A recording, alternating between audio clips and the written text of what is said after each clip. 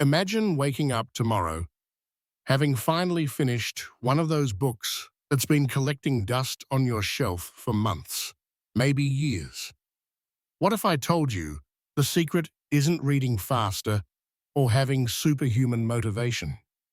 The real secret is knowing how to find time to read every single day, even if you're busy, distracted, or think you've got 0 minutes left in your schedule.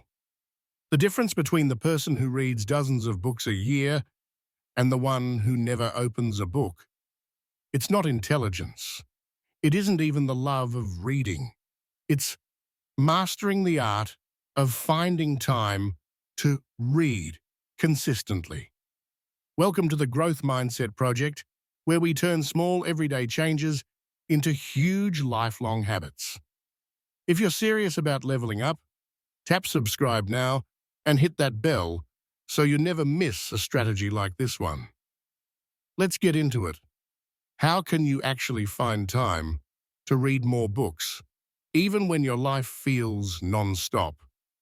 I'll share a step-by-step system that actually fits real life, not some fantasy version where you're relaxing in a silent cabin all day. I get it. Between work, family, errands, and the endless scroll of social media, reading might feel impossible. But keep watching, because this is the formula that helped me and thousands of others finally stop saying, "I wish I read more," and actually make it happen. First, let's tackle the biggest myth, that you don't have time. I used to tell myself that too.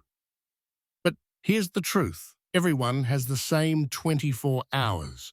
What matters is what we give those hours to. Think about it.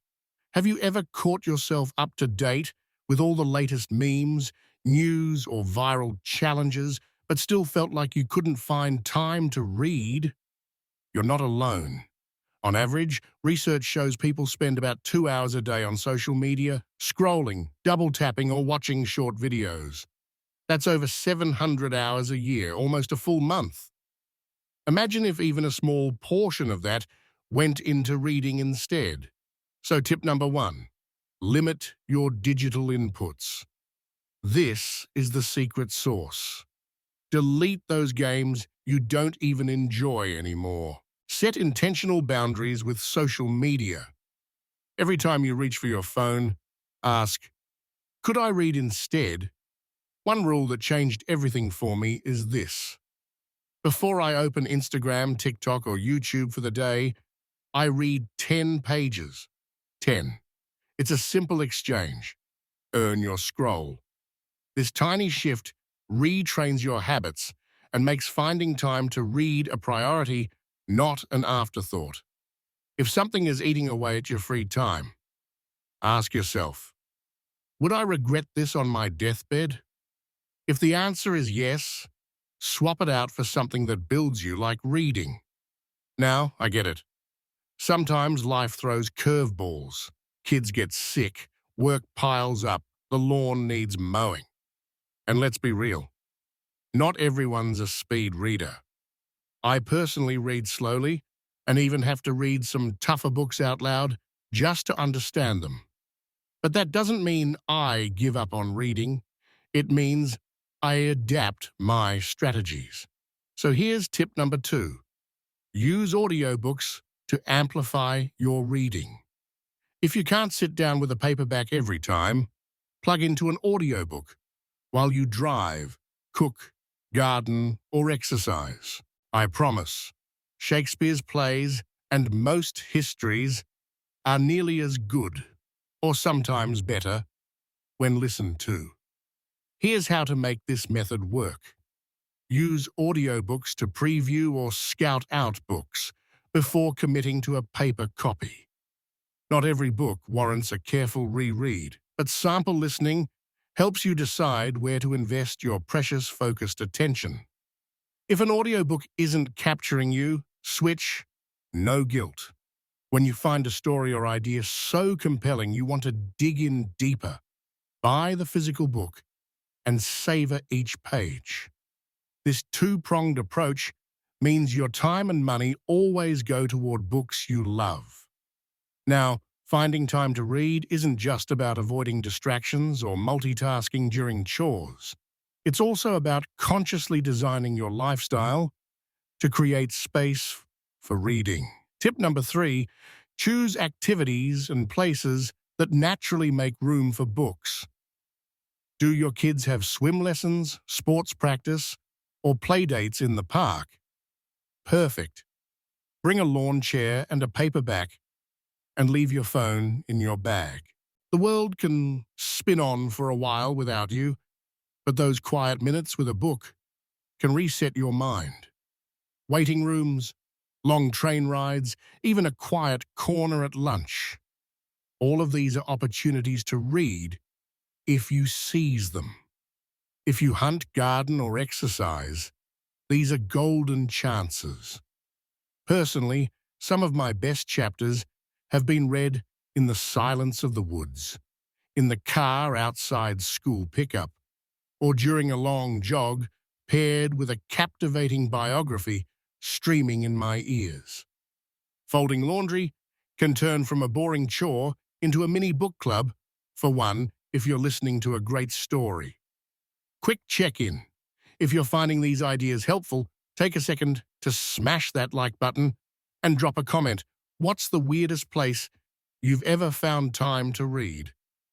Back to the system. It's not just one-off hacks. The magic comes with consistency and planning. This is tip number 4, and honestly, it's the most powerful. Choose a small daily reading goal and stick to it.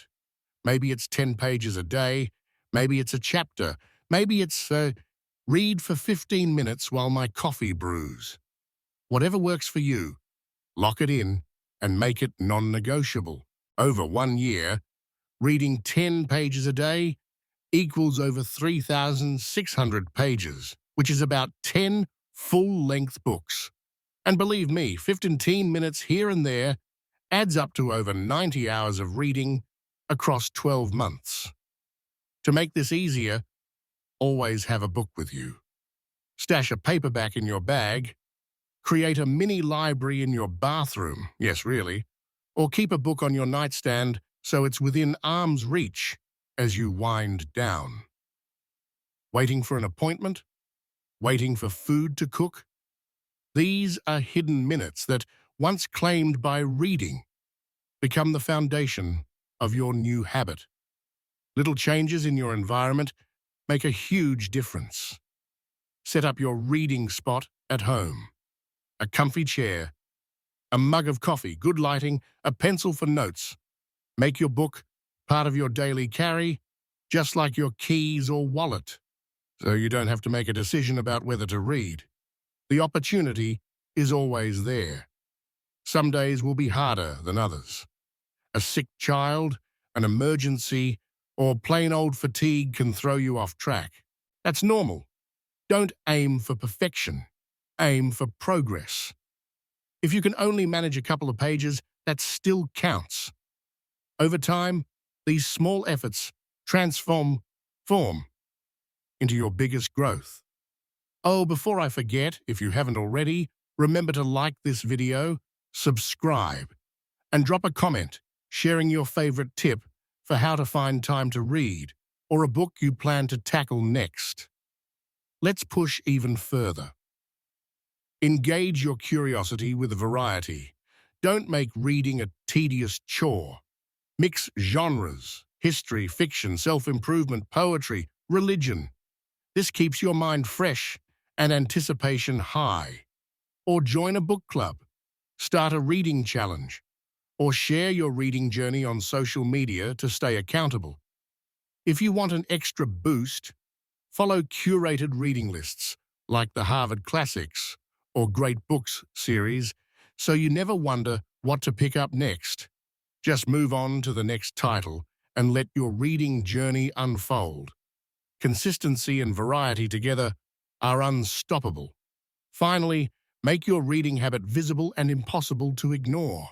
Just like a pull-up bar in the doorway begs you to do a few reps, a book in your line of sight will call to you every time you pass by. Adapt your plan to your life. Maybe you read before everyone wakes up. Maybe after the house is quiet at night, or whenever you're tempted to scroll aimlessly. The real growth happens when you make the decision, over and over again, to find time to read, even if it's just a few moments.